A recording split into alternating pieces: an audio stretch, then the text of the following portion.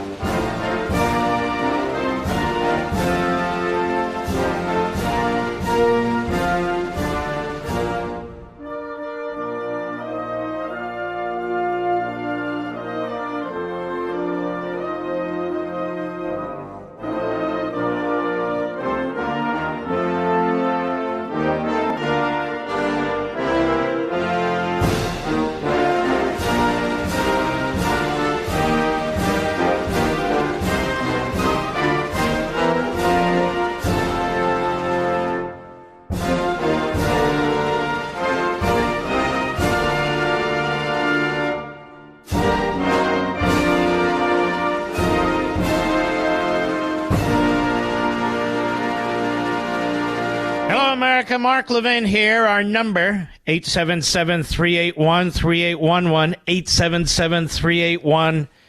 877-381-3811. One of the greatest disasters in ancient Jewish history was the destruction of the Second Holy Temple. Those of you who've been to Jerusalem, you see one of the outer walls that survived. It didn't have to end that way. And at Chabad.org, just a little overview that I want to share with you because it has meaning to today. The Second Holy Temple stood in Jerusalem for 420 years.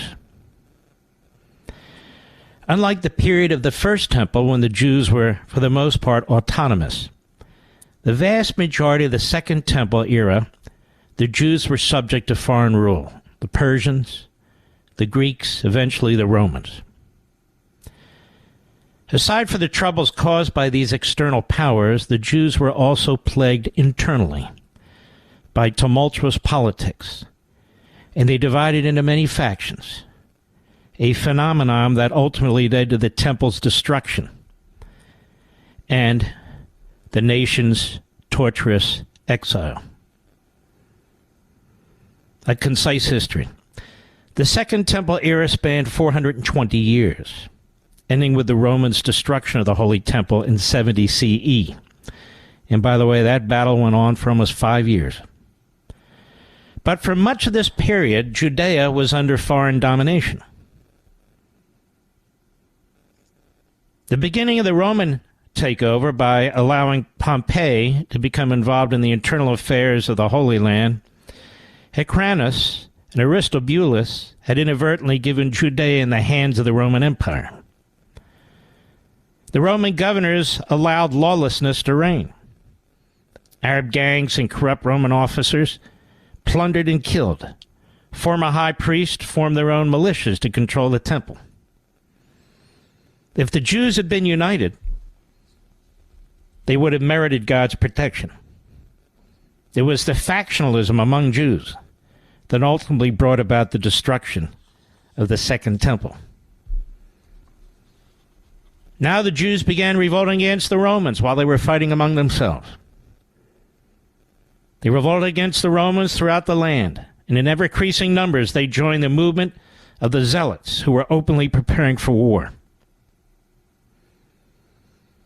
Bar Kokhba stood up, brushed the dust from his clothing, and said to himself, since the rabbis were present at the feast and did not stop him, this shows they agreed with him.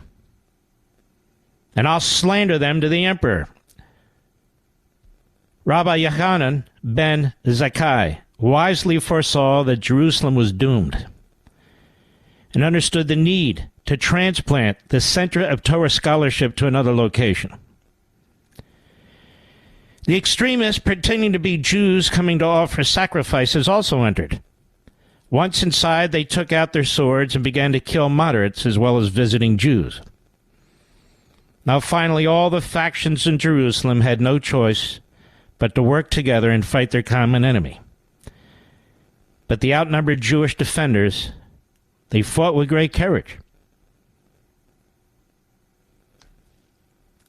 But it was too late. The best of friends would snatch food from one another. The Talmud recounts the sorry tale of a woman who killed and consumed her own baby. Titus, the general, saw the Jews were now weakened by hunger. Yet his soldiers cut down all the trees in a 13-mile swath around Jerusalem in order to build a new rampart for their assault, and they also built them to build miles and miles and miles of crosses, where captured Jews were tortured. They ran out of trees. The destruction of the temple, the Romans and Jews were crowded together, and their dead bodies fell on top of each other. The sound of screaming filled the air, and the floor of the temple was covered with bodies. Whoever the Romans found alive were slaughtered and fed to their dogs. They burned all the houses filled with the starved dead. The victorious Roman troops marched through the ark with Titus. He was at their head, and in front of him, the young and handsome captives carrying the golden vessels of the temple. Wicked one, the son of a wicked one, descended Esau. The wicked, I have an insignificant creature in my word called gnat. Come ashore and do battle with it.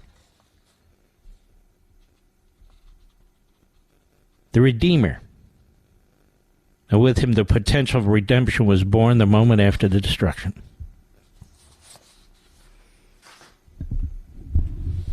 The second temple fell because the Jews were killing each other, fighting with each other.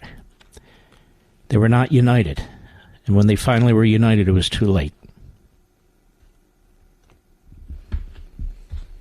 They had a common enemy, but they were too busy fighting and killing each other, and then it was too late. I want to read you from the epilogue of The Democrat Party Hates America. In May 2023, in his concurring opinion in Arizona versus Mayorkas, Supreme Court Associate Justice Neil Gorsuch issued an unprecedented statement to his fellow Americans. Nothing in his opinion is unknown or new ground, but it is profound in its concise, Paul Revere-like warning. Not that the British are coming, but that tyranny is here. And while all is not lost, we are closer to losing our country than many may think. Here's the most salient part of what he wrote. Since March 2020, we have experienced the greatest intrusion on civil liberties in the peacetime history of the United States. Executive officials across the country issued emergency decrees on a breaking scale. Governors and local leaders imposed lockdown orders, forcing people to remain in their homes. They shuttered businesses and schools, public and private. They closed churches, even as they allowed casinos and other favorite businesses to carry on.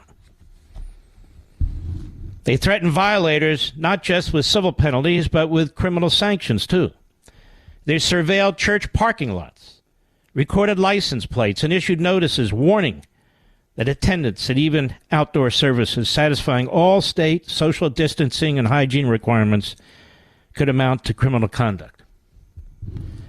Federal executive officials entered the act, too. They deployed a public health agency to regulate landlord-tenant relations nationwide. They used a workplace safety agency to issue vaccine mandates for most working Americans. They threatened to fire non-compliant employees and warned that service members who refused to vaccinate might face dishonorable discharge and confinement. And along the way, it seems federal officials may have been pressured social media companies to censor information about pandemic policies with which they disagreed. He said the concentration of power in the hands of so few may be efficient and sometimes popular, but it does not tend towards sound government. However wise one person or his advisors may be, that is not substitute for the wisdom of the whole of the American people. Decisions made by a few often yield unintended consequences that may be avoided when more are consulted. Autocracy have always suffered from this defect. Left unsaid, of course, this is me, that the vast majority of those who acted in this manner described by Justice Gorsuch were overwhelmingly Democrat officials. From New York to California, Illinois to Michigan, everywhere in between. The bluest states ceased being free and open societies. They were as close to police states as we have seen or experienced, certainly in recent history. Democrat Party officials, in particular, demonstrated a lust and frenzy for seizing and experienced power, issuing fiats that previously seemed unimaginable. Many Americans lost their lives who need not have, and died without family and friends around them. And at the federal level, the keys to the government were effectively handed to longtime medical and healthcare bureaucrats who rejected most information that did not comport with their narrative. It came from sources outside their circle of sycophants, although they were welcoming of self-serving and politicized advice from the likes of the teachers' unions. Although memories tend to be short, let us hope they are not so short as to forget what was done to the country. It is one thing when politicians seek the input of experts as part of the decision-making process, particularly when the issues are atypical or require a certain degree of speciality, as the COVID-19 virus surely did.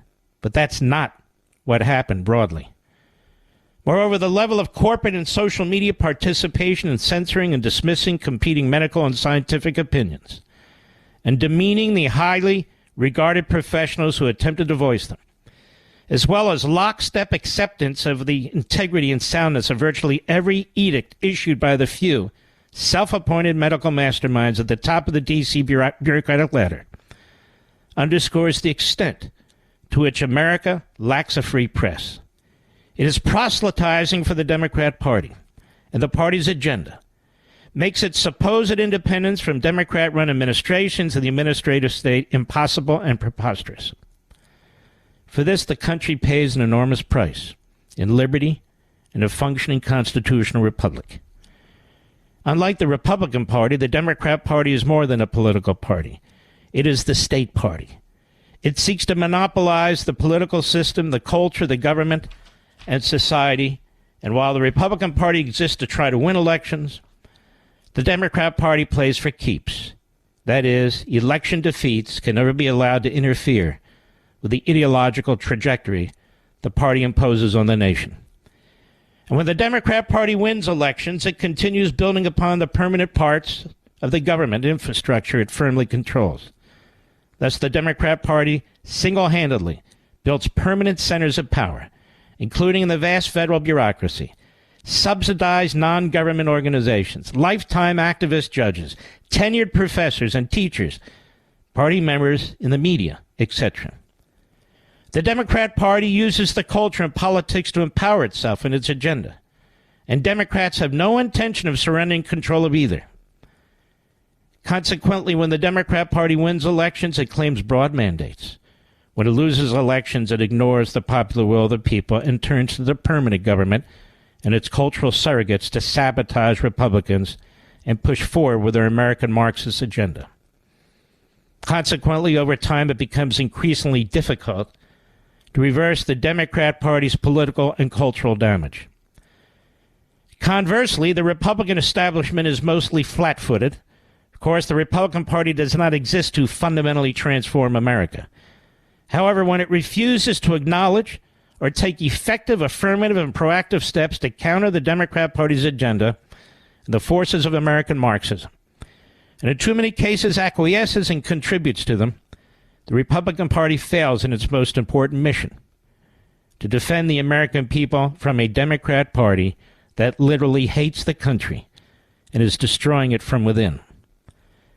And unlike the Democrat Party, the Republican establishment would rather betray its own base, conservatives, and try to marginalize it than battle the Democrat Party, preferring to make appeals to the Democrat Party media and demonstrate their bipartisan common sense in pursuit of temporary political power and positive media coverage. Senate Republican leader Mitch McConnell, the likes of Mitt Romney, Susan Collins, Lisa Murkowski, Chris Sununu, Asa Hutchinson, and Chris Christie are but a few contemporary examples of this defeatist mindset. It is also one reason why they and Republicans like them constantly target Donald Trump, Ron DeSantis, Ted Cruz, Mike Lee, and others who understand the nature of the threat and are willing to confront it. It takes uncommon fortitude, principles, and foresight to recognize and engage the Democrat Party, its surrogates, and American Marxist movements. And it goes on. But mark these eight, they had uncommon fortitude. No, they didn't.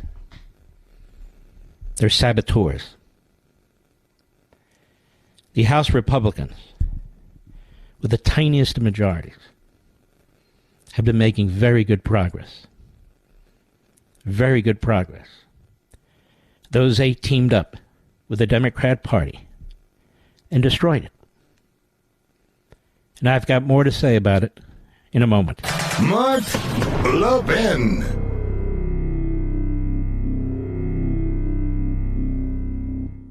Have you been waiting to buy gold as an investment? Lots of commercials out there, but who can you really trust? I didn't want to make a bad investment, but didn't want to miss the boat either. Sound familiar? Fortunately, I've got great news. If you have an IRA or 401k and want to buy physical gold to diversify your investment, eliminate fear and uncertainty from the process, get the new Gold IRA Company Integrity Checklist. It helps you evaluate and choose the best gold IRA company. To get your free IRA Company Integrity Checklist today, text Levin to 68592. That's Levin to 68592. Now, I trust Augusta Precious Metals and invested myself. Use this checklist to choose the best gold IRA company for yourself and see if you agree. To get your free Gold IRA Company Integrity Checklist today, text Levin to 68592. Again, text Levin to 68592. Text date and message rates may apply. Performance varies. Consult your financial professionals before making investment decisions and get risk disclosures at AugustaPreciousMetals.com. I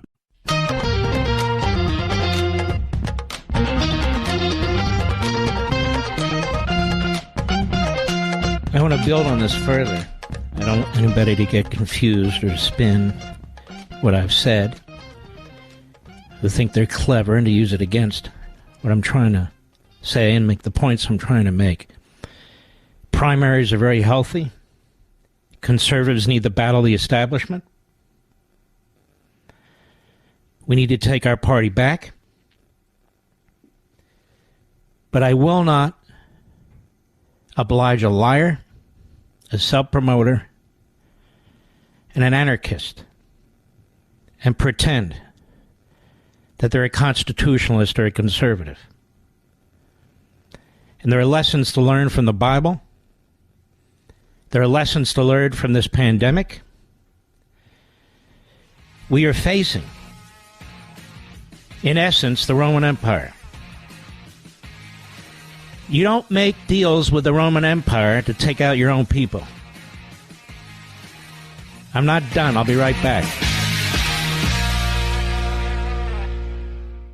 Have you been waiting to buy gold as an investment? Lots of commercials out there, but who can you really trust? I didn't want to make a bad investment, but didn't want to miss the boat either. Sound familiar? Fortunately, I've got great news. If you have an IRA or 401k and want to buy physical gold to diversify your investment, eliminate fear and uncertainty from the process, get the new Gold IRA Company Integrity Checklist. It helps you evaluate and choose the best gold IRA company. To get your free IRA Company Integrity Checklist today, text Levin to 68592. That's Levin to 68592. Now, I trust Augusta Precious Metals and invested myself. Use this checklist to choose the best gold IRA company for yourself and see if you agree. To get your free Gold IRA Company Integrity Checklist today, text Levin to 68592. Again, text Levin to 68592. Text date and message rates may apply. Performance varies. Consult your financial professionals before making investment decisions and get risk disclosures at AugustaPreciousMetals.com. America's most powerful conservative voice. The Mark Levin Show. Dial in now. 877-381-3811. Anarchists are not conservatives. People who can easily embrace, break bread with, and make deals with Marxists who are destroying your lives, your country, your children's brains, our sovereignty, are not conservatives.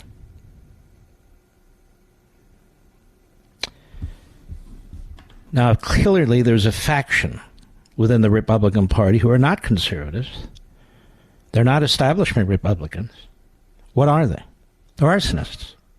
They're anarchists. That's not you. That's not me. That's not the framers of the Constitution. That's not the founders of the nation. That's them. As I posted earlier today, let's cut to the chase.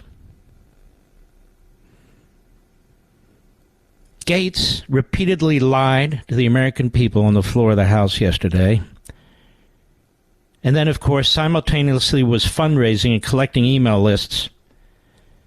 And he wants you to believe he did it on behalf of the people against these special interests. He insisted that the House failed to bring up 12 separate appropriations bills. What he didn't tell you is they couldn't get them out of committee because Democrats wanted to spend even more through these appropriation bills. Some liberal Republicans were going along with it, and conservatives had to stop them in the committees. It had nothing to do with a refusal by McCarthy to oppose regular order. You can't have it both ways. They had to be stopped in the committees. That's why there weren't 12 of them. And yet Gaetz knows this. Lauren Boebert knows this. Andy Biggs knows this. They all know it. They lied to you. McCarthy refused to go along with a continuing resolution, even for that 45-day extension. He refused to go along with a CR that essentially rubber-stamped the omnibus spending that the Senate usually sends over the House. He said, no, but I need 45 days to sort this out. I don't have a majority that's functioning as a majority. And then the very anarchists who are making it impossible to get the majority to act like a majority then complain there's no majority and blame it on the leadership. Gaetz kept insisting otherwise. He said he's sick and tired of deficit spending and poured into a $33 trillion debt. We're all sick and tired of it. So what has he done about it? Absolutely nothing. We had Thomas Massey on the program last night, really the gold standard. He was attacked, I think by President Trump in specific, but certainly by spokespeople for the administration when he stood up against all that COVID spending.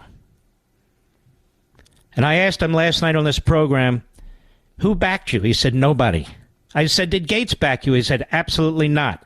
I said, did Gaetz go to the floor of the House and tell the Republicans, stop spending like drunken Marxists? He said, no. It was too hard for Gaetz to do. So he blames it on everybody else. That's right. And that spending was the second highest in American history until Biden came along. Gaetz demanded that the former speaker intervene in his ethics investigation and kill it. Despite text messages saying that that's what he wanted to do, he's denied it. Release the text messages, Mr. Gaetz. Release them. That investigation didn't begin 9 months ago. It began 2 years ago. And that committee ought to finish its damn job.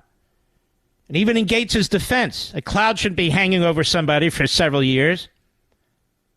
But I suspect that little faction of anarchists wouldn't care what it says.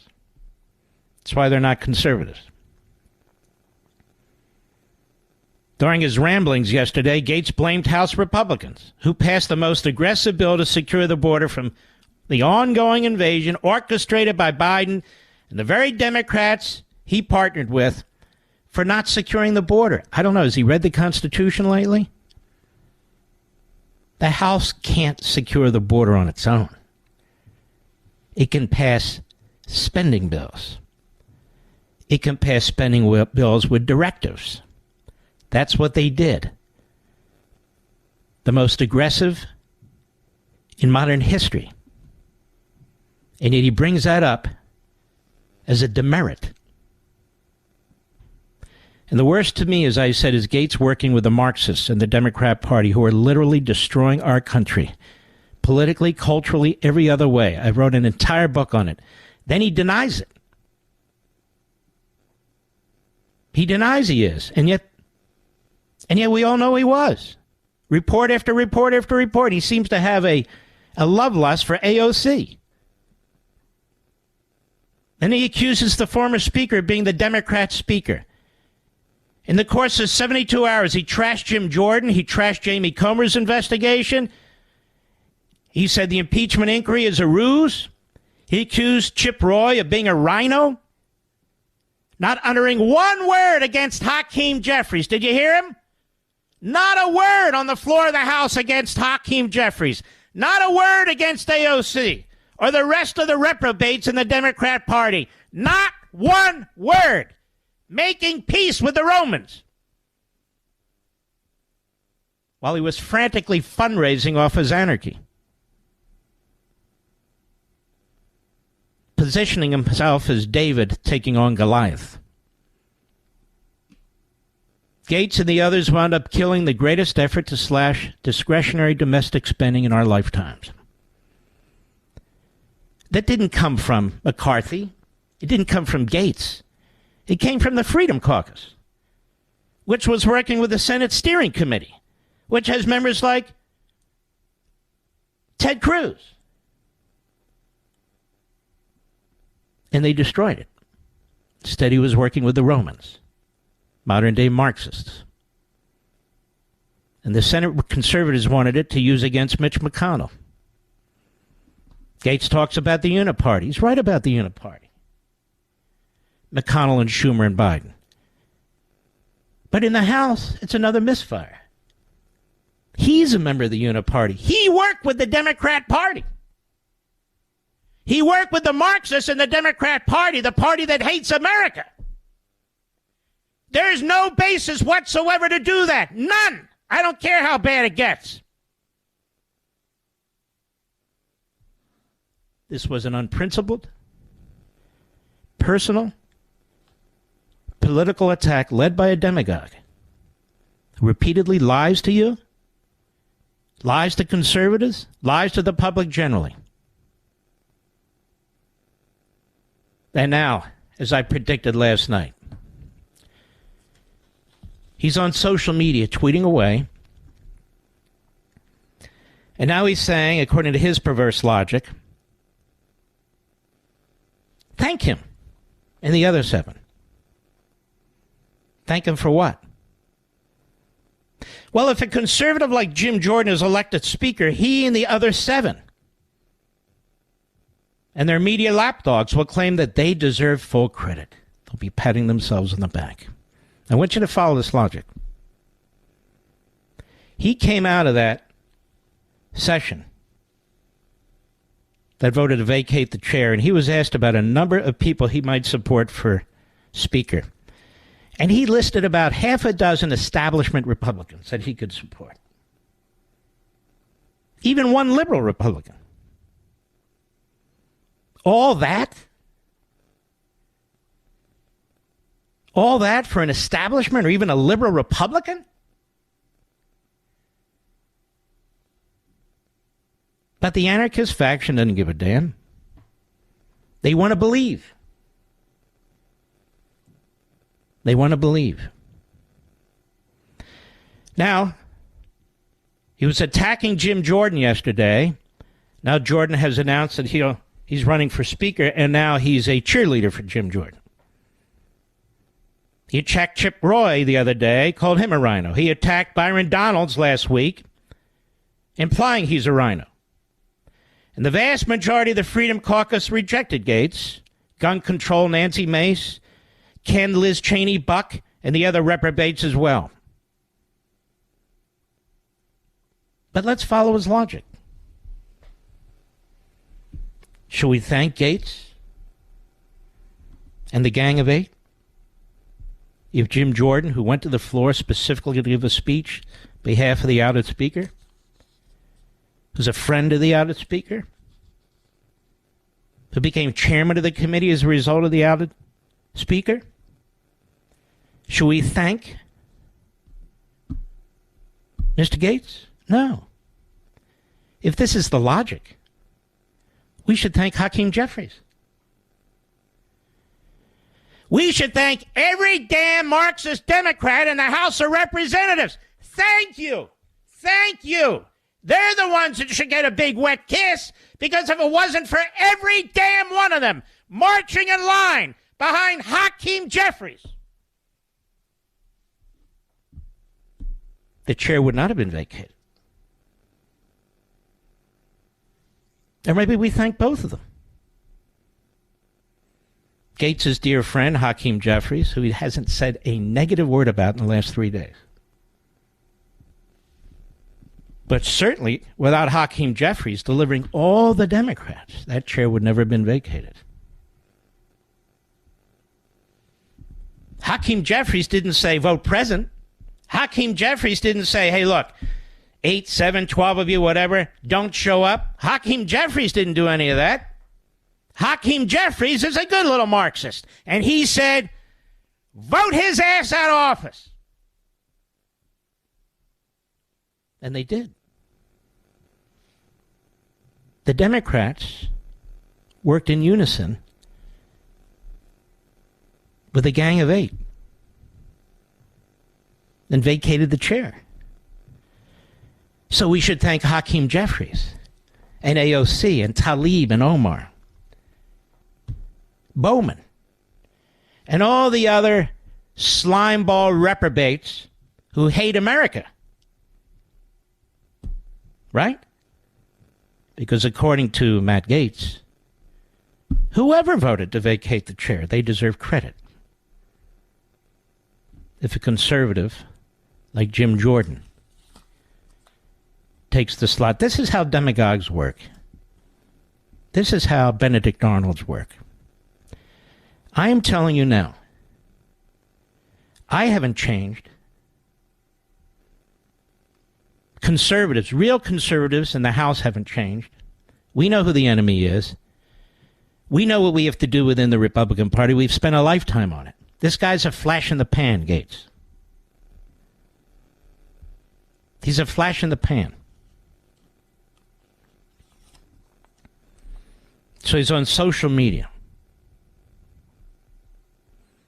That's just fantastic. And look at these eight. How pathetic. Look at Nancy Mace. An unhinged, in my view, head case. She's angry because they didn't have an abortion bill on the floor.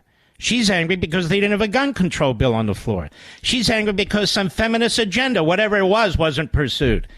That's all right by Gaetz. He'll take the numbers wherever he can get them. Andy Biggs held up as an icon of conservatism when he stood in the way, one man who clearly doesn't believe in representative government in Arizona, as the president of the Senate and bloc convention of states, until he moved his ass out of there and moved to Washington, D.C. Then it was like crap through a goose. It went right through and was adopted by Arizona. That's the way you help save the country. He opposed Convention of States. The man that they pushed out of office supported it. I asked him right on the show. Ken Buck, a never-Trumper, pro-Liz Cheney, grifting to get a job on CNN or MSNBC, now their most popular guest, now that Kingsiger's gone. Another one of the eight. That's three. 3 out of the 8.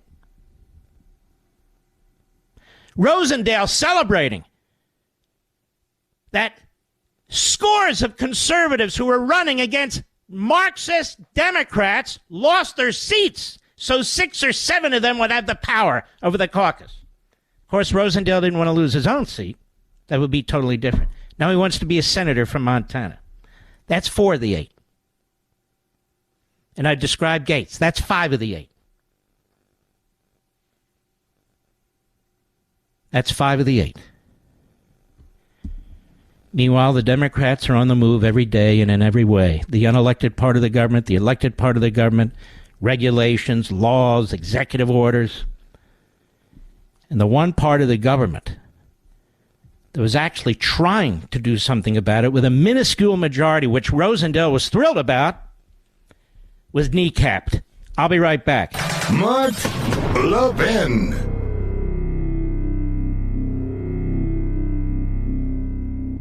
Have you been waiting to buy gold as an investment? Lots of commercials out there, but who can you really trust? I didn't want to make a bad investment, but didn't want to miss the boat either. Sound familiar? Fortunately, I've got great news. If you have an IRA or 401k and want to buy physical gold to diversify your investment, eliminate fear and uncertainty from the process, get the new Gold IRA Company Integrity Checklist. It helps you evaluate and choose the best gold IRA company. To get your free IRA Company Integrity Checklist today, text Levin to 68592. That's Levin to 68592. Now, I trust Augusta Precious Metals and invested myself. Use this checklist to choose the best gold IRA company for yourself and see if you agree. To get your free Gold IRA Company Integrity Checklist today, text Levin to 68592. Again, text Levin to 68592. Text date and message rates may apply. Performance varies. Consult your financial professionals before making investment decisions and get risk disclosures at AugustaPreciousMetals.com. You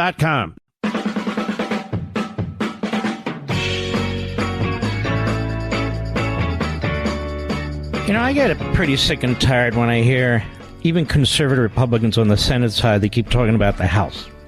Do you know why conservative Republicans on the Senate side keep talking about the House? Because they don't have the gonads to take on Mitch McConnell.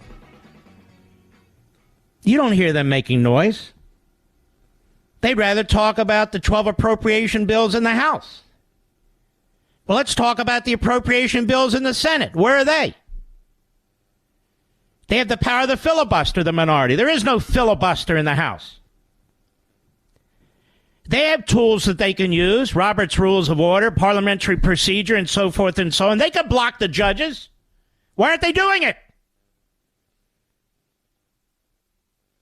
Our biggest problem is in the United States Senate. That's the part where the Republicans need to decapitate the leadership, politically speaking, of course, because they've thrown in completely with Schumer. There's your uniparty, like Gaetz and Hakeem Jeffries. There's the other uniparty. I want to encourage you folks, you fantastic patriots, to acquire a copy of The Democrat Party Hates America. I think it's the North Star now when it comes to what's going on in politics, the culture. And I encourage you to grab your copy at Amazon or any other place other than Barnes & Noble. This segment of the podcast is exclusively sponsored by Pure Talk. Pure Talk offers great coverage and can save your family money on your wireless bill every single month. Go to puretalk.com to find the plan that's right for you. Thank you again for listening, and thank you so much for this sponsorship, Pure Talk. He's here. He's here. Now, broadcasting from the underground command post, deep in the bowels of a hidden bunker, somewhere under the brick and steel of a nondescript building, we've once again made contact with our leader, Mark Levin. Hello, America. Mark Levin here. Our number, 877-381-3811. 877-381-3811. Our founding and history are under assault. Our families and faiths are being degraded. Individualism has been substituted for groupism. Color blindness is now racist. Capitalism and prosperity are being devoured by economic socialism. and climate change fanaticism. Classrooms have become indoctrination mills for racism, segregation, bigotry, and sexual perversion. And teachers' unions are hostile to parental involvement in critical decisions about the health and welfare of their children. In America, free speech and academic freedom are shrinking, and the police state is growing, as is monitoring and spying on citizens. The government is banning and regulating more and more household products, from incandescent light bulbs to dishwashers, while creating shortages and driving up costs of others. Crime is out of control in our streets, public transportation, and schools, while police budgets are slashed and many prosecutors and judges coddle violent criminals. Our borders are wide open to millions of foreigners who seek entry into the country as drug and criminal cartels ship killer drugs into our country by the tons and brutalize migrants by using them as indentured servants and sex slaves. And the list goes on. The Democrat Party is responsible for most of this and much more.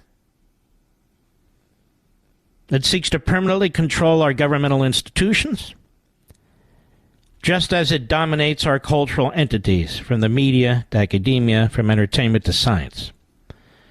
It seeks to delegitimize and eviscerate the Constitution, including the Bill of Rights, the Electoral College, the Supreme Court, separation of powers, and so forth, which obstructs its ideological designs. It abuses the rule of law by targeting its political opponents for harassment, investigation, and prosecution. And in the end, it seeks to imprison them. On October 30, 2008, when Barack Obama shouted to a crowd that we are 5 days away from fundamentally transforming the United States of America, he was not kidding. On May 14, 2008, when Michelle Obama pronounced that we're going to have to change our conversation, we're going to have to change our traditions, our history, we're going to have to move into a different place as a nation, she meant it. The Obamas are not alone among Democrat Party apparatchiks in their contempt for the country. In fact, it is the rare top Democrat Party politician who regularly praises America and is sincere about it. They mostly trash talk the country and smear millions of its people.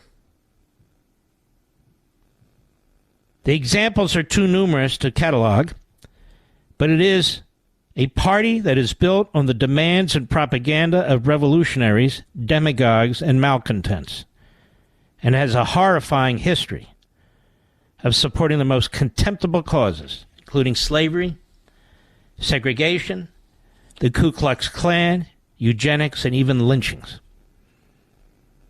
Indeed, almost from the start, the Democrat Party rejected the principles and values of the American experiment. Today, it is the home of another anti-American movement, the American Marxism movement, with its various ideological appendages. The Democrat Party, ruling class, elites, and activists are united in this revolution, which is swirling all around us. The title of this book, this is from Chapter 1, declares that the Democrat Party hates America. Indeed, if you want to fundamentally transform something, you clearly do not love it or even like it.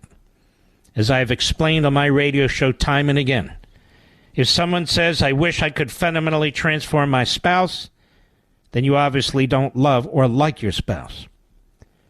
But what if you don't want to fundamentally transform America and love our country? What about that? Well, then the ruling class of the Democrat Party will try to destroy you, silence you, dismiss you. That's the way it works. Biden is an autocrat. That's what he is. And autocrats, whether they're Marxist, fascists, or of their own making, They want power. I've done probably 100 radio interviews, morning, noon, and night, over the past 5 or 6 weeks. Fantastic hosts, affiliates, Sirius Satellite, online, certain podcasts, you name it. And I'm grateful to everybody. And as I say in the book, and I've said in every interview, you must look at the Democrat Party through the lens of power. It's right there in the book. It hates our country, the Declaration, the Constitution. It hates free speech. It hates peaceful protest, unless it agrees with it. It hates the competition of ideas. It seeks to monopolize the language, thought processes, beliefs, and values in service to its own power. And as I say in the book, the Republican Party is in a different place. As incompetent as so many are, they don't even recognize the danger. Some do. And some do and then shoot themselves in the temple and the country with them. That's a different story. This book is not written for politicians in Washington, D.C., Republican or Democrat. I'm sick and tired of politicians, particularly ones that lie to us and then pretend to represent us. This book is written for you. I'm one of the few people in broadcasting who spends and has spent his life studying history, ancient history, American history. I can't get enough of it. But there are lessons for us. How many have read 25 books on people who have survived totalitarianism? I don't mean interviewed people, I mean read the books. That's how many books I read for this book that I wrote on that issue. This is why so many who have survived the gulags of the Soviet Union, the internment camp that is North Korea, the slaughter and torture in China and Cuba and other places, not one of them supports Joe Biden. Not one of them supports the Democrat Party. Not one of them has or will. And those who are alive today ask the same question: what's happening to our country?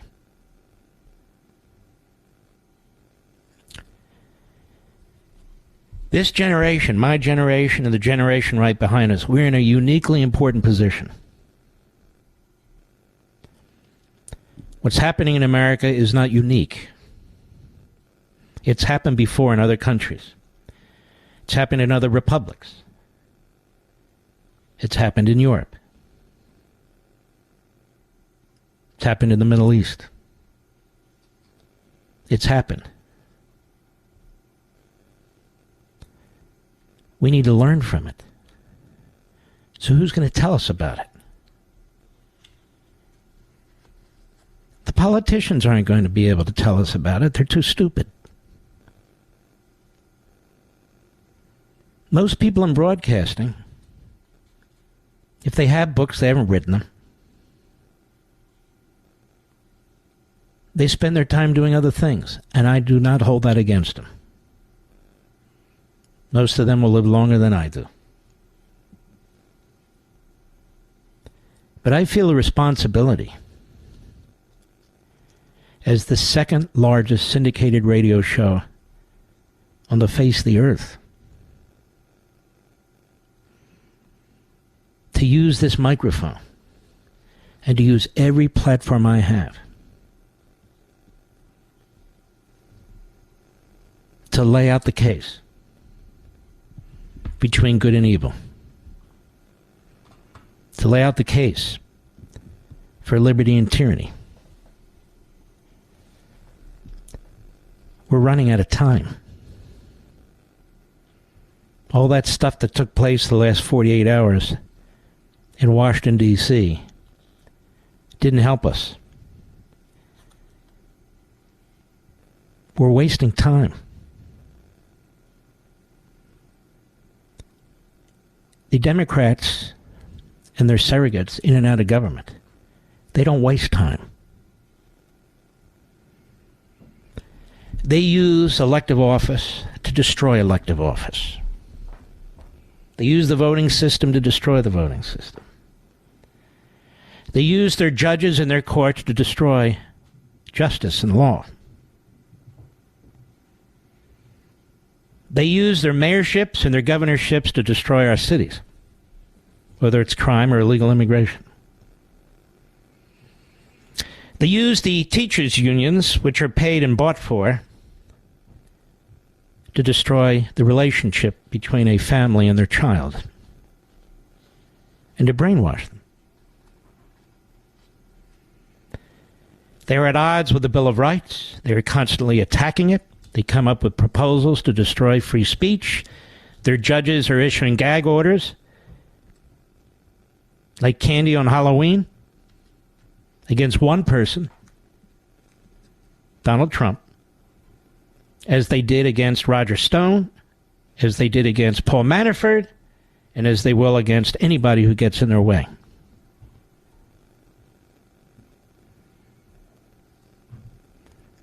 You're living through a soft tyranny, as Alexis de Tocqueville called it.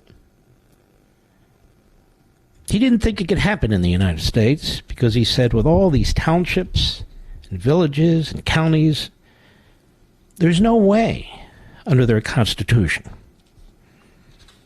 that they could control these Americans who are rugged individuals.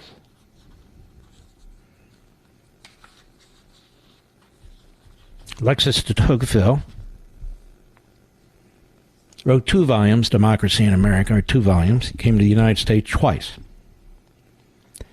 He was despised by Marx, who dismissed him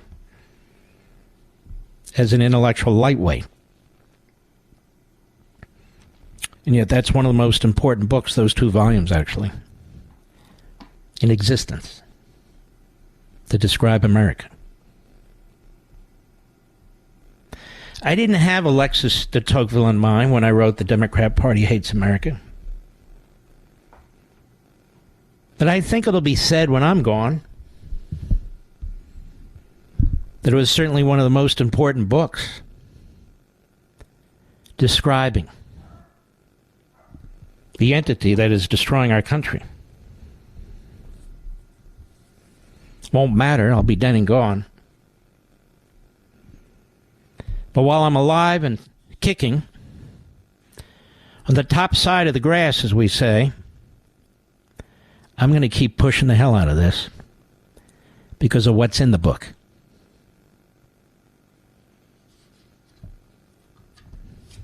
I can't do otherwise. Otherwise, there's no point to my existence. There's no point to this radio show. There's no point to my Blaze platform. There's no point to my Fox platform.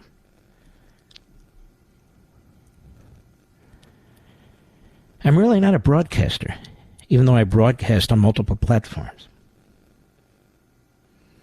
I'm an activist. I'm mission-oriented. I believe in everything I say. I don't put a wet finger to the air and want to know who's for Gaetz, who's against Gaetz, who's for McCarthy. I don't care. And if people don't agree with me, that's okay. In the end, we all have to live with ourselves. But I'll be damned if I allow the Democrat Party to define itself a party of bloodlust, of horrific racism and anti-Semitism, endless anti-Americanism, a party of the Marxist movements in this country, and every other movement that seeks to destroy our traditions and our customs. Our ancestors fought for our liberty. Many of them died.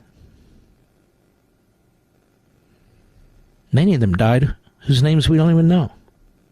They're dismissed as racists. Many of the most brilliant authors, philosophers, are dismissed or never discussed. We have millions and millions of people crossing our border, most of whom don't speak our language, most of whom are illiterate in their own language. Well, it's hard to understand a complex document like the Constitution of the United States if you can't speak your own language, let alone our language. What we have here is the disuniting of America, as Arthur Schlesinger Jr. put it, the purposeful destruction of this country. And if we don't start pointing the finger at the entity that's doing this, rather than talking about it in a vacuum or abstractly, then it's over. And I don't want it to be over. We can't surrender. I'll be right back. Mark Levin.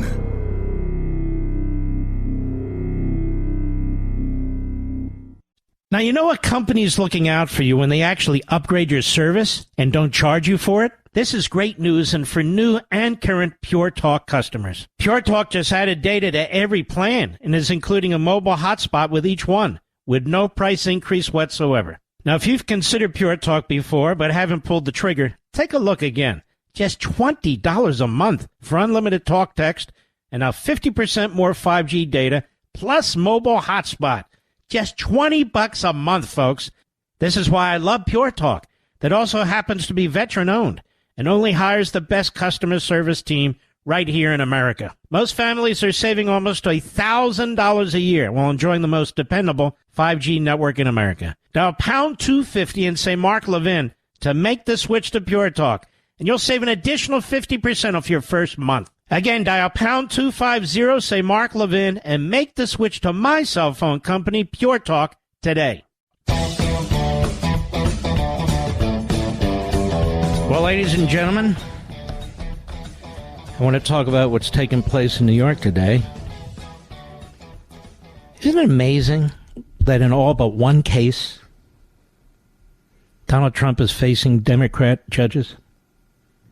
In all cases, Democrat prosecutors? In Democrat cities, except one case? We see the dissolution of the civil society in all these cities. New York, Washington, Atlanta, where law and order is out the window. And it's in these places, for the most part, that Donald Trump is being prosecuted, civilly and criminally.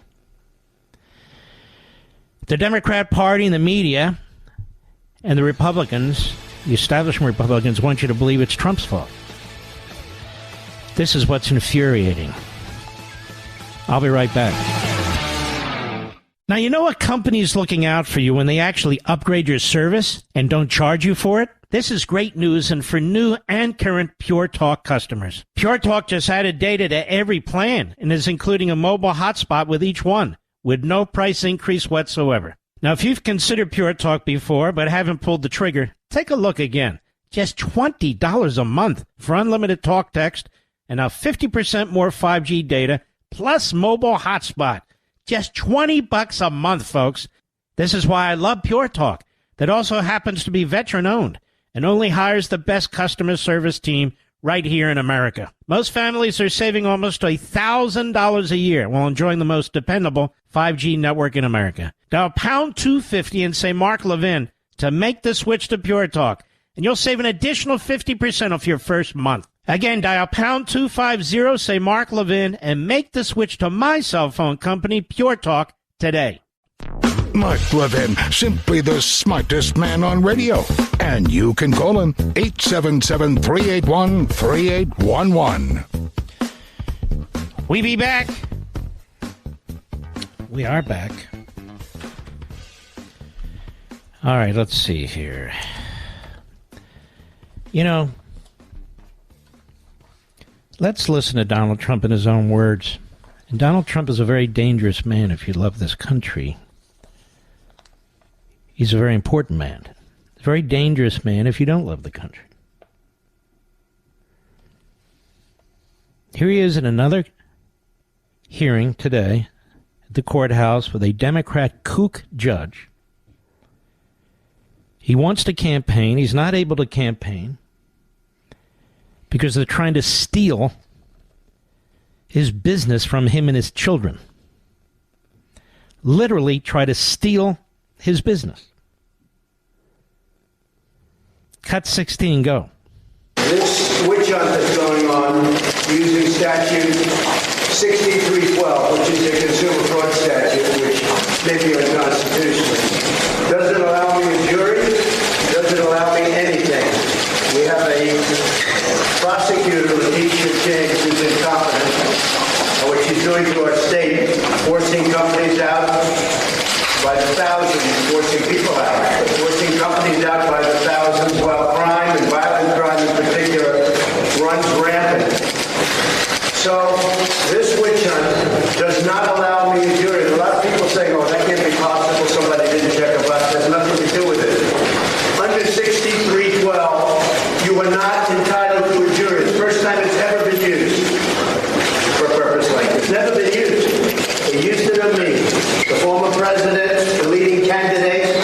I'm leading Joe Biden by a lot, which is probably why this is all happening. Not probably, it's definitely. They're coordinating with Washington, 100%. But without that, none of these cases would be going on. They've weaponized justice in our country. This trial is a disgrace. Never happened. A thing like this has never happened before. And just simply, I put in financial statements with a disclaimer. In other words, don't even bother reading them. Now, here's the thing, America. Close your eyes for a moment, except those of you who are driving, of course, but in your mind's eye.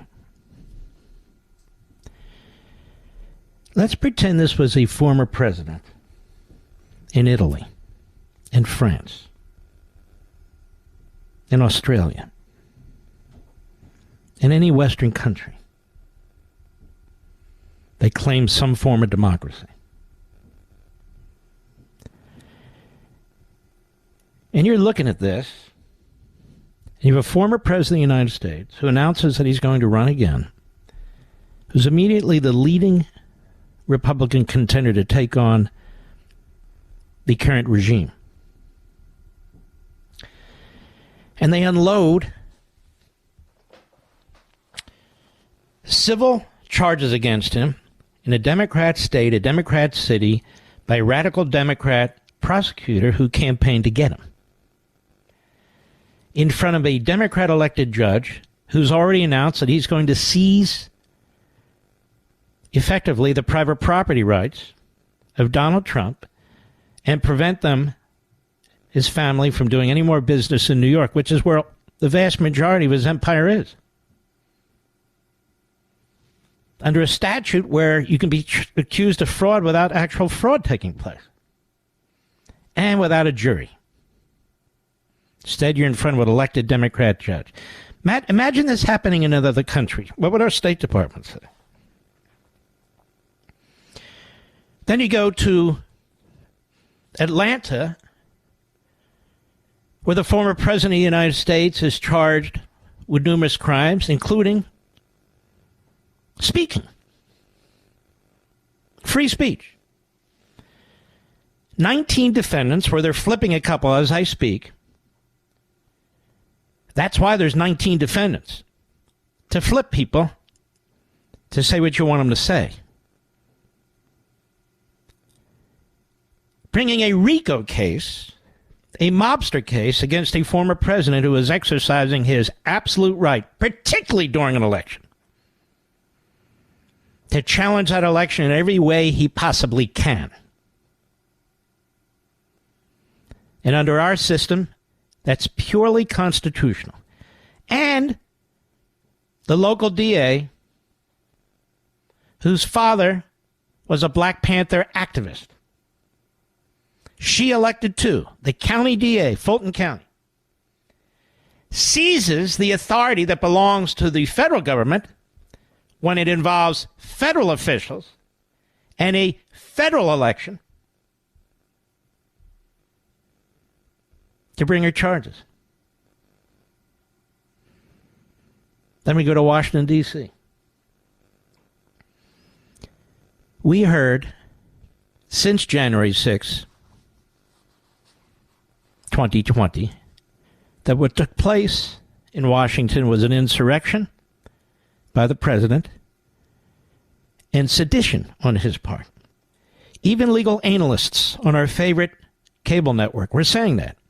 Now, by the way, they're very silent about it now all over cable. But he was accused of this by the January 6th committee, which was a Stalinist construct. Got that, Mediaite? Stalinist.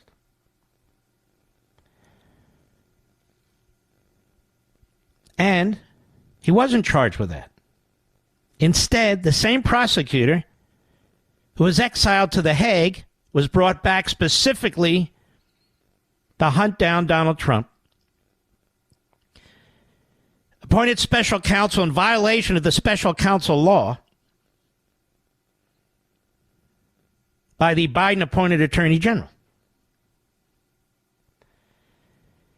And the same prosecutor who was admonished by several juries, the same prosecutor was admonished by an 8-0 decision out of the Supreme Court, condemning him for taking a bribery statute and rewriting it and expanding it beyond the statute's borders. Has done the same thing here. He brings a Klan statute.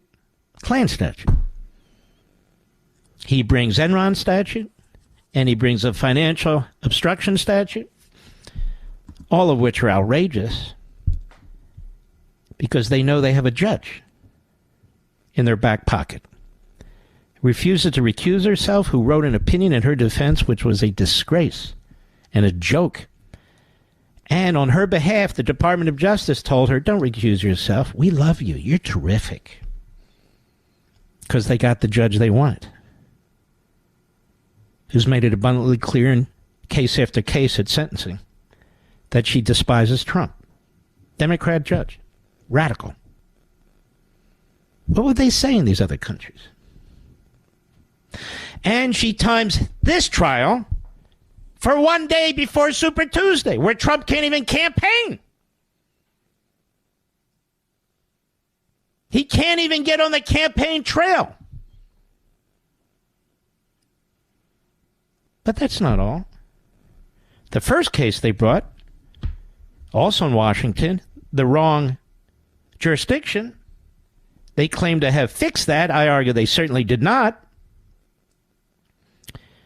They use a Democrat jury pool, grand jury pool, to charge him with over 30 counts of violating, among other things, the Espionage Act. And then the legal analysts, including some at National Review and Wall Street Journal and otherwise, who, of course, are the fonts of wisdom. They're the Joseph Stories and the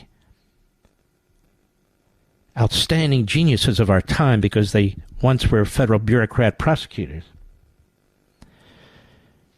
They say that's a dead cinch case. There's at least 6 motions I would file to help unravel that case. But apparently these former federal prosecutors don't understand that. It's okay. It's all right. So the judge in Washington jumps the line, even though that was the second case brought by the Biden administration, to get her case first, and I've told you why. Because she wants at least one conviction of Donald Trump, so Donald Trump is officially said to be a convicted felon. We can't elect a convicted felon to the presidency. Well, he has the right to appeal. That takes time. She knows it. And I had David Schoen on my program, a brilliant lawyer, litigator, constitutional expert. He said he's had a case in front of this judge, a very simple case that's been sitting there for 3.5 years. She's not in a hurry of that one. No. We're in a rush. We got to get this done. And she does this in violation of the due process under the Fifth Amendment and Sixth Amendment. The right to effective counsel, because counsel already said we can't get prepared in 4 or 5 months. Here we're talking about almost 13 million pages of documents, and that's just documents. You know, we get to prepare our own case. We get to interview witness. You will do it. And she picks the date on the calendar. She calls the Democrat judge in Manhattan, in the Alvin Bragg case, and says, hey, do you mind putting off your case until I get mine started? Of course I will. We're brothers and sisters in arms. Of course I will. But the problem here in America is Donald Trump talks too much, you see. That's the issue. So we got to gag him. And so, the Stalinist prosecutor, Jack the Ripper Smith, he's filed multiple motions to gag Donald Trump. They're monitoring his media and so forth. He can't talk. Judge, we're getting threats. You got to stop him. While their leader, the President of the United States, putative anyway, goes on and on. Those MAGA Republicans, they're like the neo-Nazis. You got to get them. Trump is like Hitler. Trump is like Muslim. Nobody's gagging them.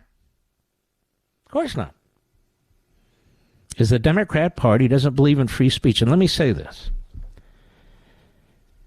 Particularly under circumstances like this, where we all know exactly what's taking place, even the people who defend it, the frauds, the contemptible, despicable government media. They all know what's going on here, and they like it. And they support it. And all these former federal prosecutors who were supposed to believe in justice and be objective, they've exposed themselves. They've exposed themselves for the sleazeballs that they are. So they're trying to steal his property, steal his business, destroy it, steal his liberty, put him in prison for the rest of his life under state law, federal law, local law, come up with these cockamamie laws about the Klan and Enron and financial obstruction and all the rest, in juries that are sure to convict, and he's supposed to be quiet. Don't you dare talk about our justice system that way and the rule of law. This is what happens in tyrannies.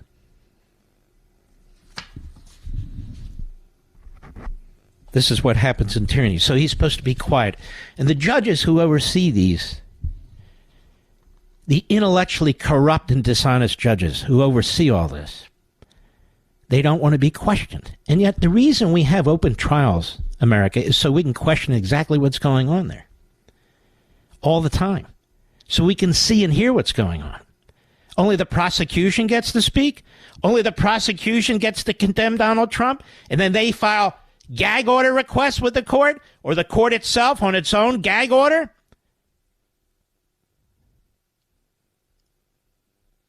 Stalin would be proud. Where am I, Mr. Producer? I'm not an actor. Although some people think I should be an actor. I don't know about that. You know, when we come back, people keep asking me, Mr. Producer, what are my favorite TV shows? Do you care? I think I'll list a few of them. All right, I'll be right back. Mark Levin.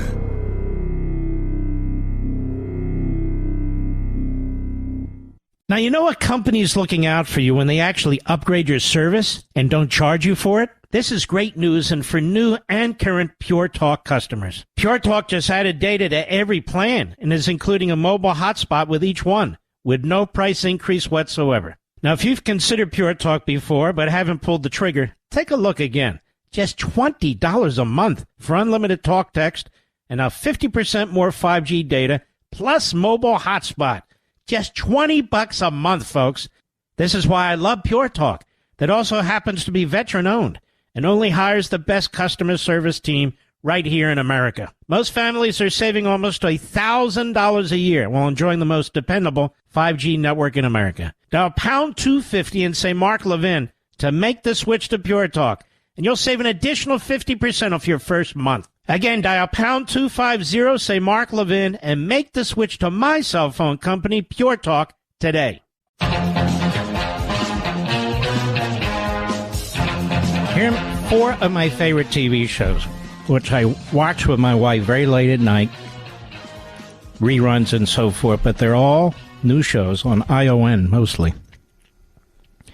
I love Blue Bloods, the Reagan family. I love Tom Selleck. He's a great actor. Donnie Wahlberg, the whole crew, they are terrific. And even though they can't say it, you can see it's from a law enforcement and a conservative perspective. But Blue Bloods, Chicago Fire, that is a fantastic show with Eamon Walker. I've never seen him before. He's the chief. He's outstanding. They have a great list of actors who do a fantastic job. And I'm telling you, the production there is very high quality. These fire scenes and so forth. But it really does focus you. Chicago PD, another great show. By Jason, and the lead in that one, I think, I'm not sure I'm pronouncing this right, Jason Beige. Fantastic. And the new Hawaii Five-0, it's not that new. Scott Kahn, his father was a big fan of mine. Alex O'Loughlin, and so many others. I don't want to start naming people, but these 4 shows, to me, are really good. I don't have time to watch them when they're live, but I watch them, and my wife watched them late at night, and they are just terrific. I can't recommend them enough. Blue Bloods, Chicago Fire, Chicago PD, and Hawaii Five-0. What do you want from me, Mr. Producer? Do we have time? Well, we really don't. So we'll pick this up after the top of the hour. I'm behind one sponsor, but you know what? We catch up very easily here. Mark, why are you telling this? Because I'm asked all the time. And then, of course, the Jewelry Channel, which is Gem Shopping Network. I love to watch that, too, from time to time. Why, Mark? I don't know. It's soothing. I love the hosts, most of the vendors. I love to look at the beautiful gems and designs and all the rest. And the hosts are actually, most of them, very intriguing, believe it or not. Anyway, there you go. When I watch TV, this is most of what I watch. I'll be right back. He's here. He's here. Now, broadcasting from the underground command post, deep in the bowels of a hidden bunker, somewhere under the brick and steel of a nondescript building, we've once again made contact with our leader, Mark Levin. Hello, America. Mark Levin here. Our number, 877-381-3811, 877-381-3811. Some, I think, important information for perspective and context, and then I want to move on, although I'll never totally let it go. You have the Congressional Leadership Fund, which is Kevin McCarthy's Political Action Committee. And what he would do is he would raise enormous sums of money and use it to try and elect Republicans, mostly conservatives, to the House of Representatives. He was condemned for that by Gaetz, saying he was controlled by special interests. I don't understand. So when the Democrats have dark money and billionaires and they're out raising us and spending a fortune, I guess the Republicans and conservatives are supposed to disarm altogether. So we can never win. Every seat is not 20-plus margin for Republicans, as is Gaetz's seat. You've got some conservatives in very rough races and tough districts. But look what I dug up here. So this McCarthy PAC spent $4.2 million, Mr. Producer, to help Nancy Mace in a tough South Carolina race in 2020 to get elected. And she voted against him because he wasn't liberal enough for her. And listen to this, nearly $1 million supporting Representative Eli Crane of Arizona, who turns around and votes against McCarthy every step of the way. So why did you take the money? Why did either of these reprobates take the money? If you're that principled, you don't take the money. And then, well, you don't take the money. It's amazing. Now, also, according to the various records I'm looking at, Matt Gaetz and Nancy Pelosi both gave the same exact amount to the National Republican Congressional Committee, the purpose of which, again, in 2022 was to elect Republicans, which is nothing. When you're in a safe district and you raise, as Gaetz did, nearly $7 million, the thinking is try and help out some of these other conservatives who are running. He did not. But it doesn't matter, and I don't care. There'll be a faction of headbangers that won't care, and that's fine. Who cares? And that's that. All right, I want to get on to this. You know what? My favorite sports show is First Take with Stephen A. Smith. I just love the interaction. I love it. Can't watch it all the time, but it's fun.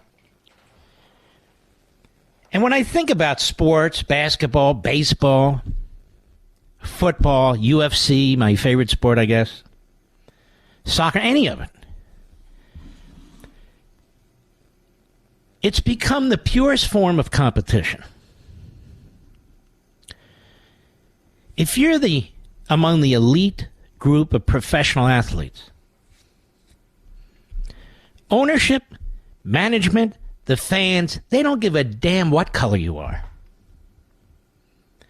My favorite basketball player of all time was Wilt Chamberlain. I grew up in Philadelphia. That was my man. And when he left for Los Angeles, it broke my heart as a kid. But we used to go to these Sixers games a lot, me and my buddy, Eric, and others. We used to watch him and Hal Greer and Chet Walker and Bill Cunningham and Wally Jones, and so were the old days. Mark, you're an old neocon. Anyway, so we had a blast. And you know what? You could go up to the side of the basketball court at the beginning of the game,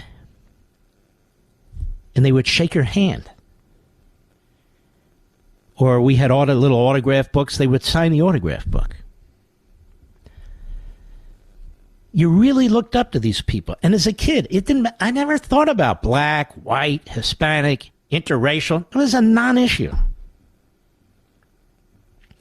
The Jackie Robinson battle had been fought and won by the good guys.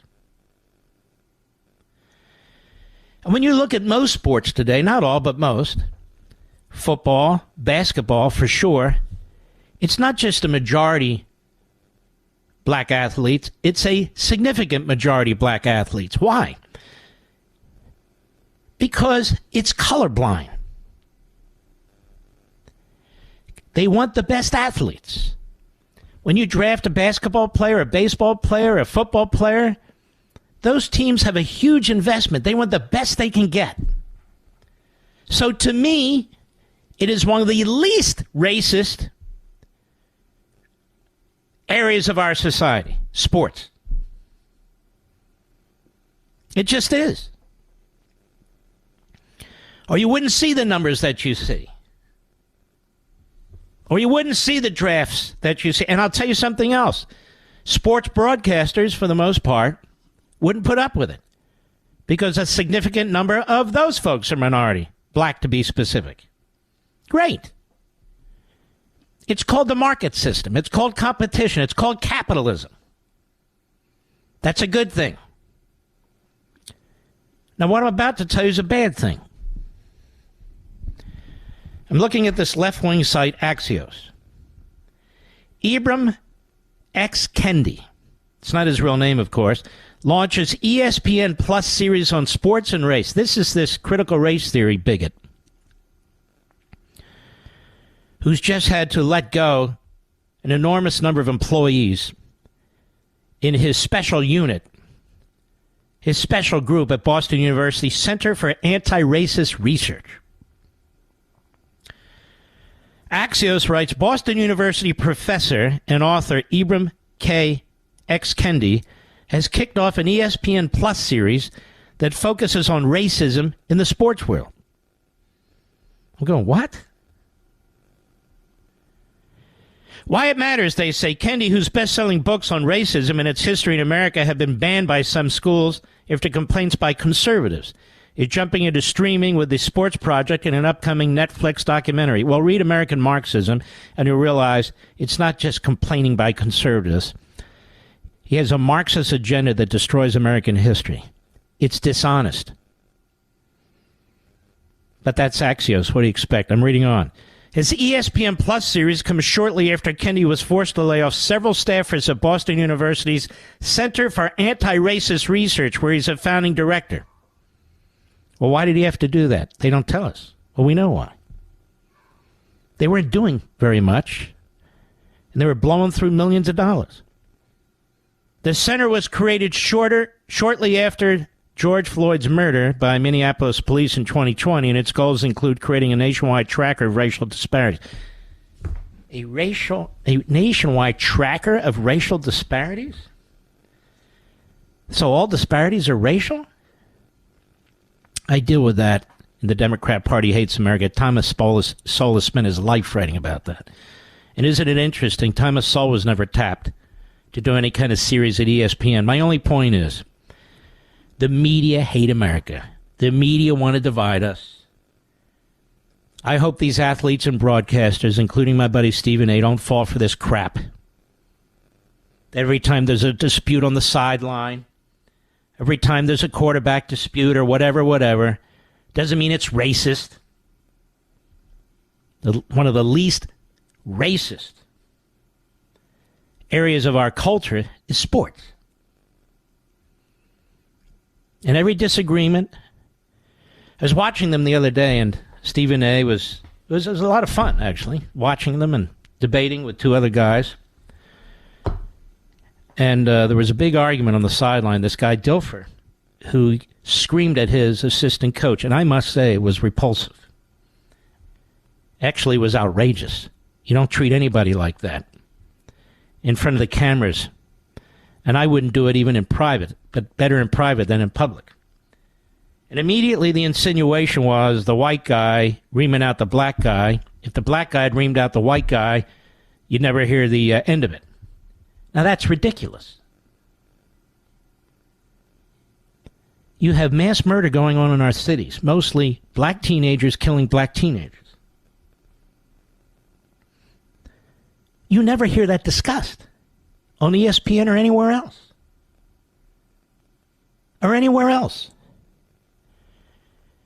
What was done on that sideline had nothing to do with race. It was a stupid mistake by the assistant coach. You don't ream him out. And the suggestion that he was reamed out because he was black and Dilfer was white, or that the public reaction would be different, most of the public didn't even see it. I'll be right back. Mark Levin.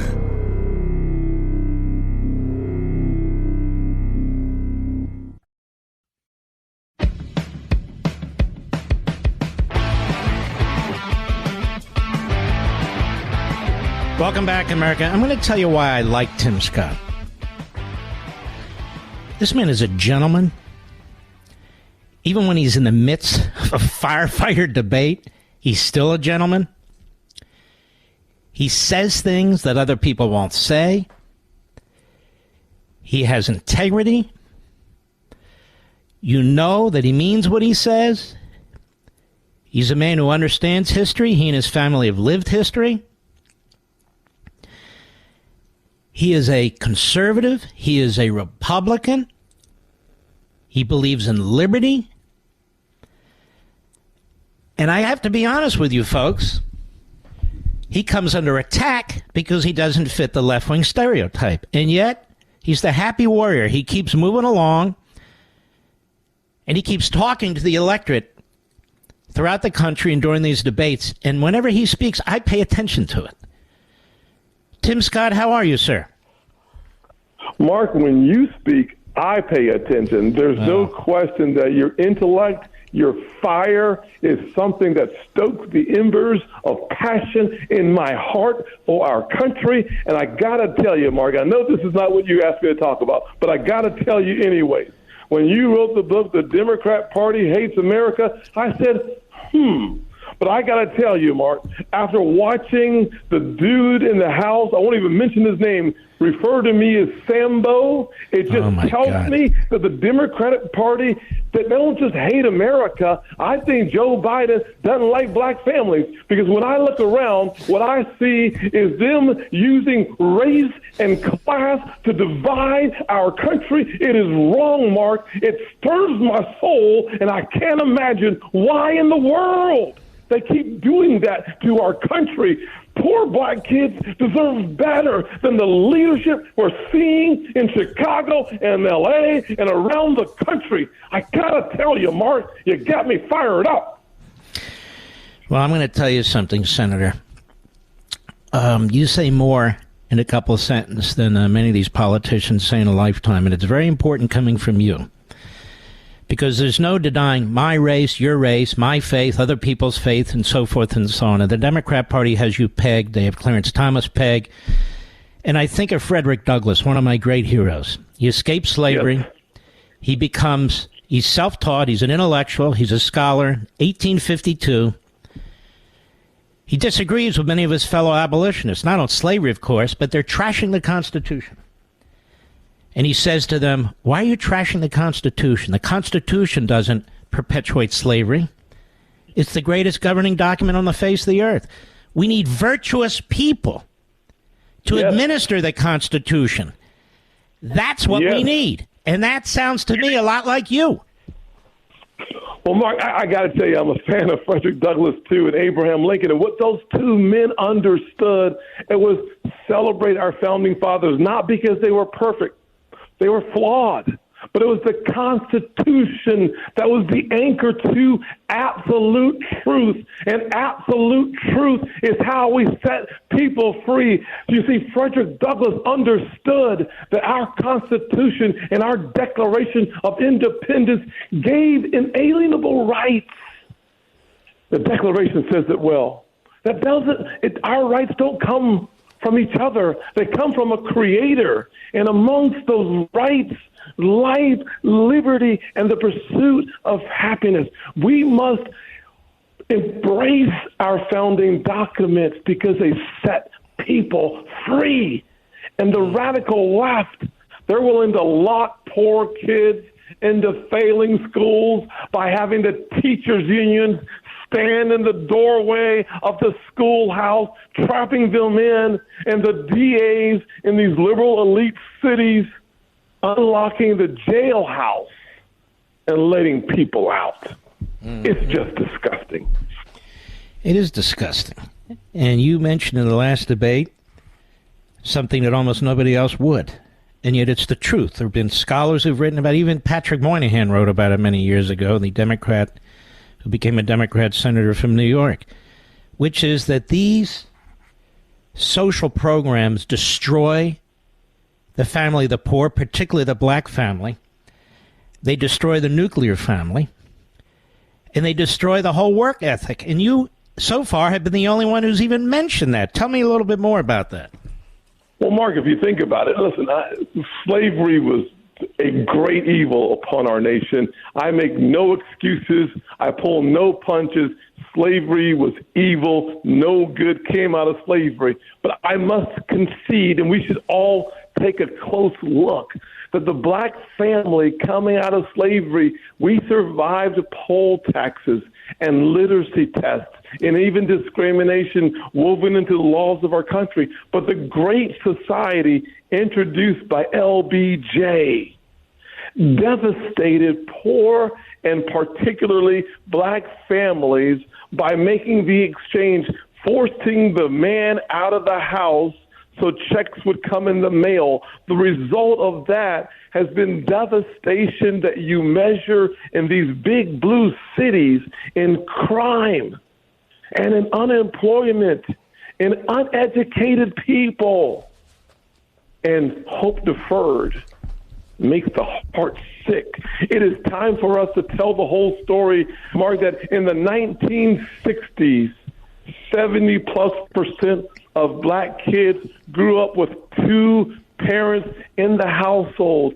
In the 2020s, 70% of black kids are growing up in a single parent household.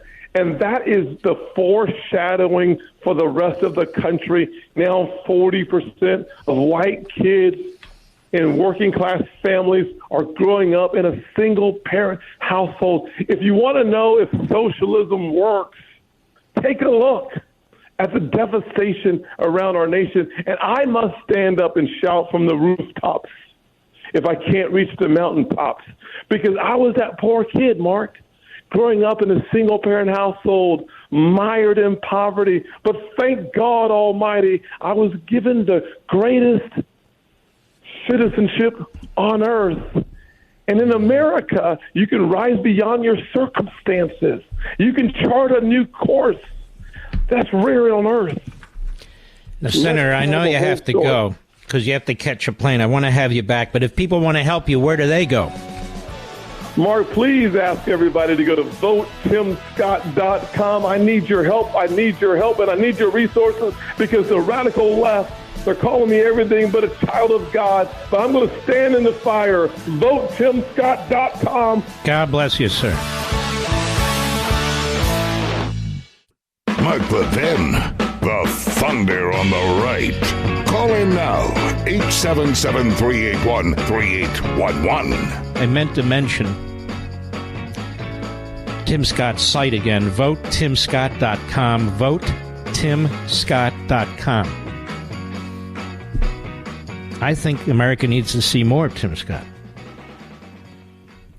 I'd hate to see him blown off the debate stage while we have the guy from North Dakota, the sperm whale from New Jersey, and so forth and so on. So I point that out. One of the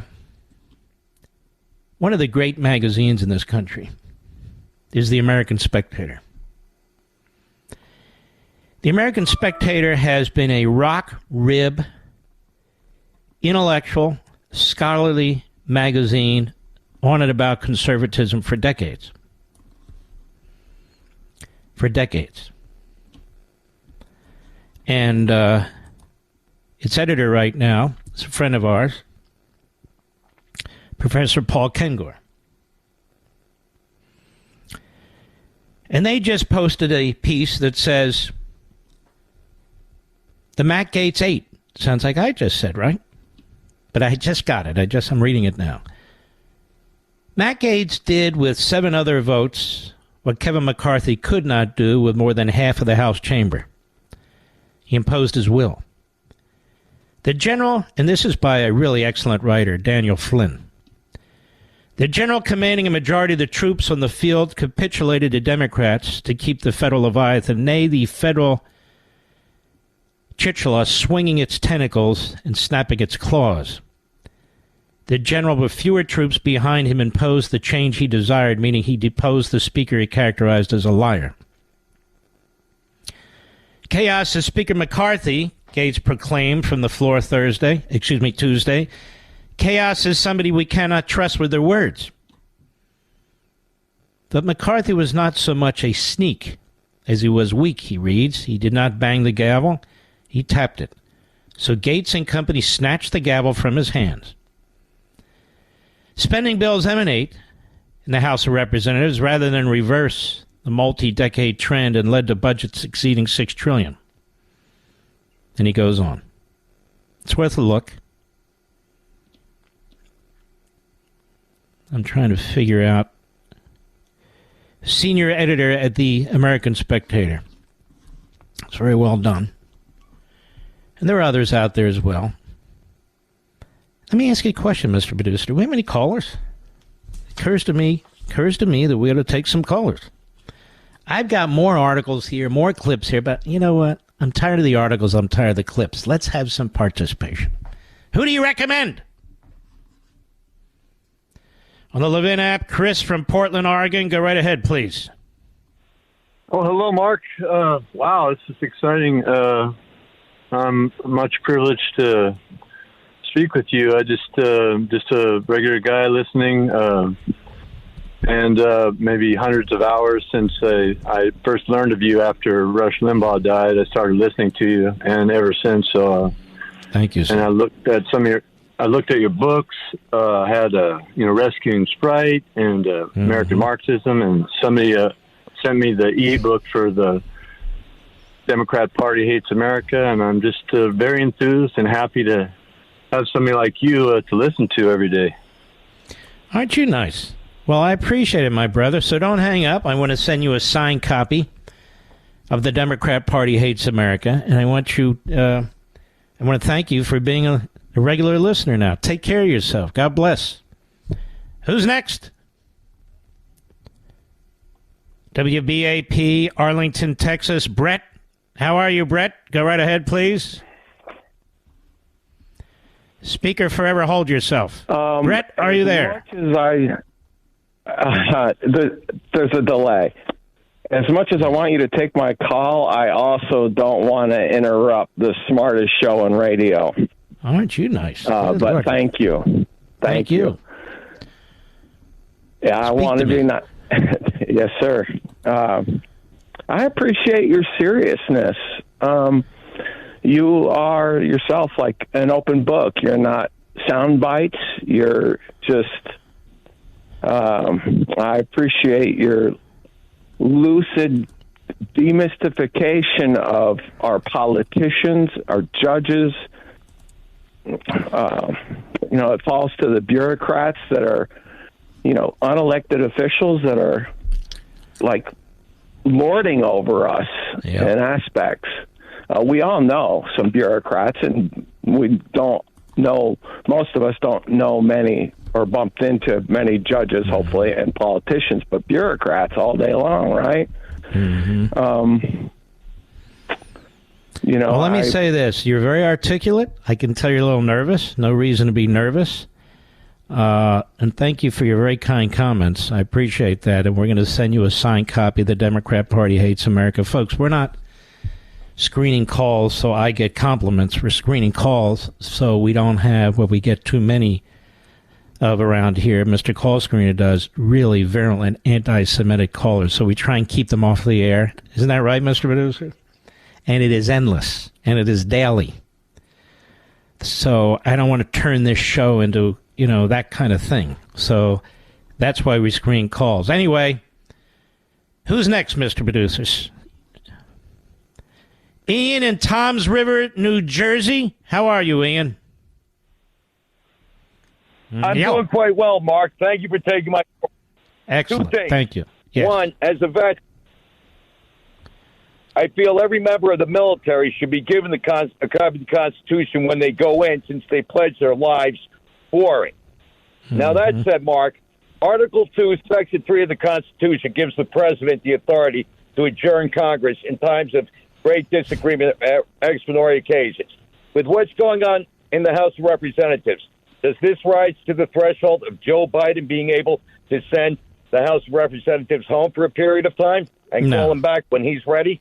No. They're talking about, like, if the building's in flames and that sort of thing. So, no. No, and we don't want Joe Biden even having the authority to do such a thing, and he does not. And so I don't think that's a fear. Yellow. Thank you very much, Mark. All right, don't hang up. The Democrat Party Hates America. Mr. Producer says, Mark, we're running out of books. It's okay. I'll handle it. The Democrat Party Hates America. We'll get you a signed copy as well. Do we have another caller? Do we have any irregular Americans? In other words, Democrats. No. Okay. Who's next? Baltimore, Sirius Satellite. Michelle, how are you? I am so great to be able to talk to the great one. So I have to tell you, I've been listening to you for years. I've been listening to you when Rush was on. And you have dinner with me in my house just about every night. In fact, I come in earlier. We have a terrible connection, so here's what we're going to do. Mr. Call Screener, get Michelle's number. Let's call her back so I can hear exactly what she's saying. I have enough of a hearing problem. I can't tell what she's saying. So I think what we'll do is take a break now and come back and see if we can get Michelle. I'll be right back. Mark Levin.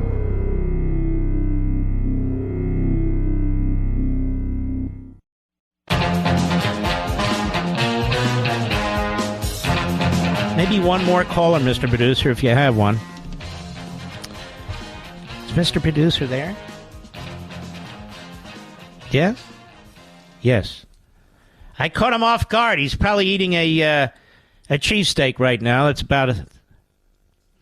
Susan in Oklahoma, Sirius Satellite. Yellow, Susan. Hey. Hi, Mr. Levin. Yes.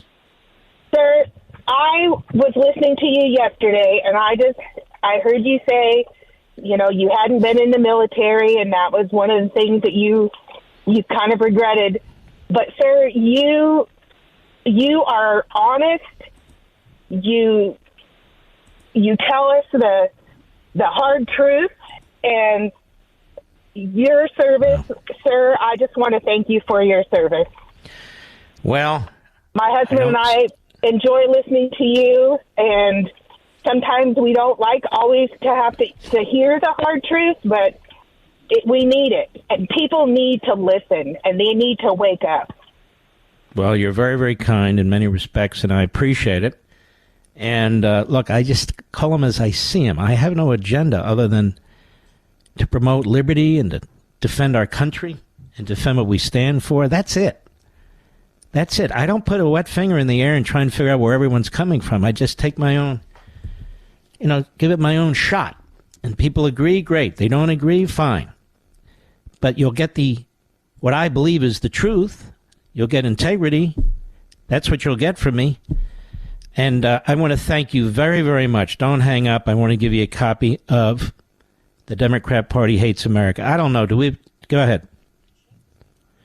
We lost Michelle in Baltimore. I was starting to get nervous. It is Baltimore after all. And what happened is she cut out. Michelle, WCBN Country. You hear me now? Yes, how may I help you?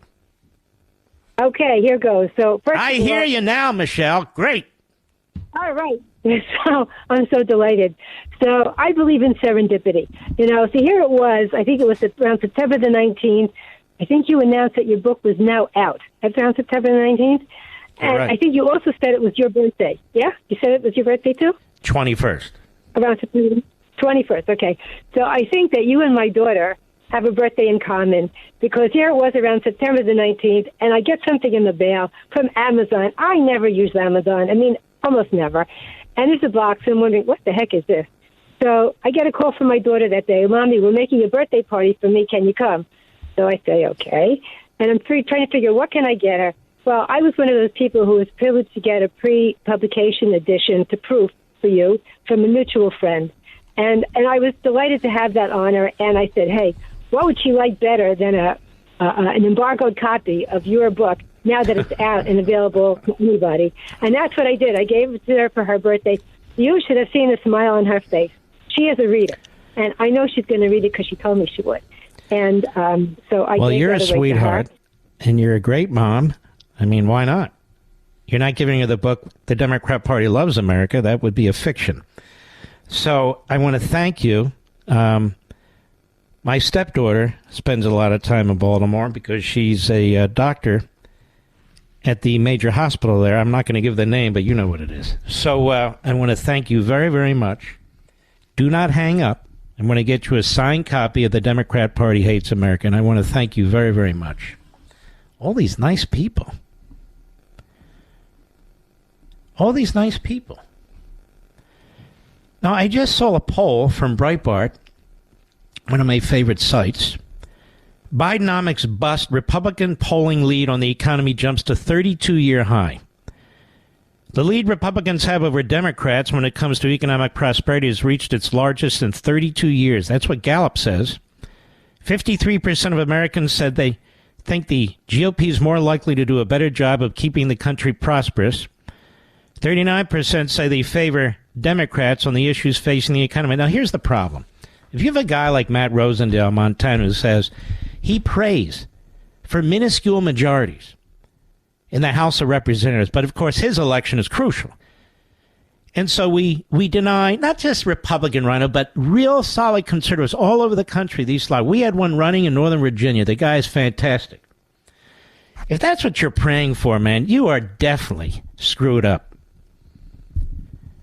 Ladies and gentlemen, we salute our armed forces, police officers, firefighters, emergency personnel.